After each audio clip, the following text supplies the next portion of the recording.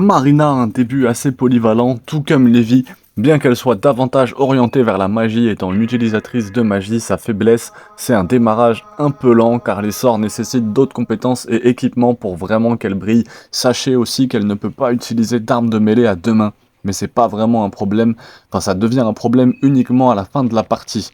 Le premier choix est trois excellentes options. Honnêtement, il est difficile de se tromper ici, il n'y a pas vraiment de mauvaise réponse. Le mieux est quand même d'étudier l'alchimie, car les autres récompenses sont en fait assez faciles à obtenir plus tard. De toute façon, obtenir les livres d'alchimie tôt est une très grosse affaire, car cela vous donne accès à des recettes d'objets de guérison qui vous aideront énormément tout au long du jeu, et surtout au début. Donc l'option suivante est de savoir quel dieu adorer. Donc c'est assez intéressant effectivement, j'espère quand même que ça vous aide. Et n'oubliez pas de bien optimiser vos introductions, c'est très important d'optimiser ces introductions au début de Fear and Hunger. Ça vous permet quand même de commencer avec un personnage optimisé et ça va vraiment vous simplifier la vie. Donc peu importe qui vous jouez, si vous jouez pas Marina, vous jouez un autre personnage, n'hésitez pas quand même à aller voir le guide qui correspond au personnage, et même pour Fear and Hunger 1, le principe était déjà le même.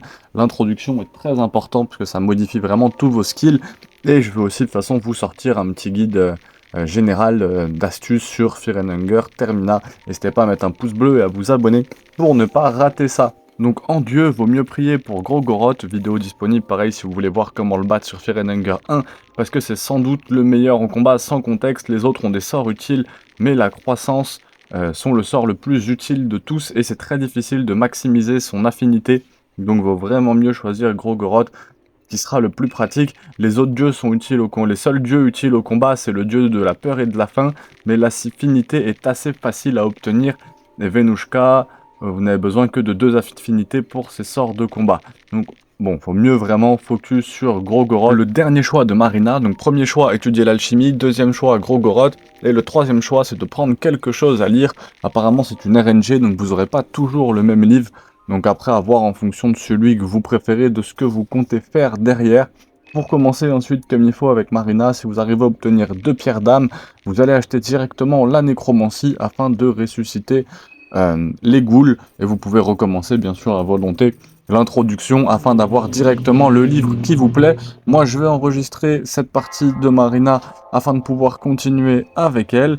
On continue, on a déjà vu Lévi, Marco je risque de faire une V2, on continue avec Dan juste après, puis Abella et Osara.